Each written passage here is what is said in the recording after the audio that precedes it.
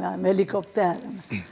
Nuk e di se kush do të duart rokit me 28 dhjetor përfitore në zonja Muslio, por ka një lloj heshtje sa i përket prezantimit të sondazheve, si asnjëherë më parë të asnjë subjekti politik në këtë fushat zgjedhore. Pse po ndodh një gjë e tillë? Matjet cilat janë PDK-s, çfarë u thon? Unë uroj që qytetarët duart trokasin me 28 dhjetor. Vetëm edhe ata të jenë fituesit e 28 dhjetorit. Partia Demokratike e din sakt se nesër kur të vjen pushtet e pret një punë jashtëzakonisht e madhe. Sfida shumë trana. Ka bo shumë dam ky njeri. Dhe i duhet shumë kohë për me sanu fillimisht damet e me kthy normalitet Kosovën, e pastaj kur kthehet normalitet me vazhdu tutje, me prosperu ose me merr me zhvillim. Masulla ndërmend pyetjen e ka hershme zonja Musliu, 20 vjeçarin. Po, 20 vjeçarin. Dhe s'kun jam jashtëzakonisht krenare me atë 20 vjeçar. Jam shumë, po shumë krenare me atë 20 vjeçar, që në realitet ju e keni fry si 20 vjeçar dhe lëvizja vetëvendosje.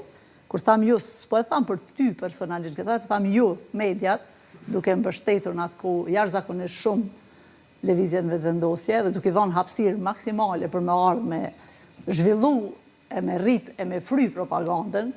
Po për aq vjetë, sa ka udhëheq Partia Demokratike, unë jam jashtëzakonisht krenare, që kam qenë pjesë e kësaj partie. Shumë mirë që i bëni këtë dallimet. Shumë mirë që i bëni këtë dallimet, zonja Musliu. Dhe që kam dhënë kontribut që Partia Demokratike të jetë aty kur ka pas vendin. Sepse çdo gjë e mirë që shihet në këtë vend, dhe çdo gjë që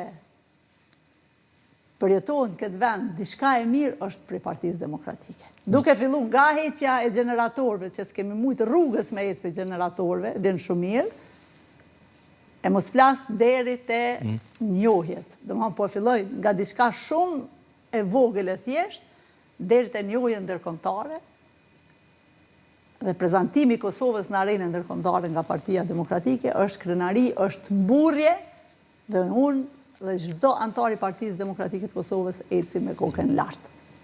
Matjet, sondazhet, çfarë i thonë, cilat janë gjasat, përqindjet. Jo, edhe përderisa s'kemi sondazhe, përqindjen që synoni, ti fitoni në zgjedhje. ne synojmë me i fitu zgjedhjet. Kemi hyrë garë për me i fitu zgjedhjet, për me qeverisë Kosovës. Por në zgjedhjet dhe në shkurtit dallimi nga e para e dyta ishte më shumë se 24%, apo jo? Tash, në momentin kur i kemi sondazhet Po. në ekran, unë vije dhe i komentoj me kënaqësi më të madhe, por nuk muj unë me komentu sot sondazhe imagjinare. Por a është e mundshme pra, ka përcimi nga duke qenë e dyta, me 20% më pak, në të parën? Unë e presi kemi fillu me folë, jam të thotë që Partia Demokratike dele para, edhe ka hy me i fitu zgjedhjet, ti po më pyeta është e mundshme. Pyeti qytetarët. Po, ju kam juve këtu në këtë rast. Unë tregova pritjet dhe organizimin që e ka po Partia Demokratike. Ti na kemi hy, ma të sigurt se kur në këtë garë, duke e pa gjithmonë vullnetin edhe kërkesat e qytetarëve të Republikës Kosovës. Por vendosja thotë që do të fitojë sërish 50%. Do ta përsërisë rezultatin e 2021-s. Pa i kanë lyp 500 zemra ata, 500.000 zemra i kanë lyp edhe në shkurt, po nuk i morë. Prej shkurtit dhe i sot ta kanë bo hala ma shumë dame. Nuk i kanë bo një punë të vetë me të mirë. Dhe më thonë, qoftë edhe një herë, nuk kanë hjek dorë, që për hirë shtetit me lëshu penga egoja e tyre personale për këta 10 muaj, që me bo një hap të mirë për Kosovën. Dhe ato zemrat që i kanë marë, kanë një zvoglu ende, jo mjë rritur. Do të këtë rënje, vetëvendosi? Absolutisht po, kjo nështë e pa diskutushme, se pa pas rami vetëvendosja nuk ka rritje Partia Demokratike. Dhe kur e thamë që ka me fitu Partia Demokratike, thamë e bindje, nuk e thamë pse unë po kam qef.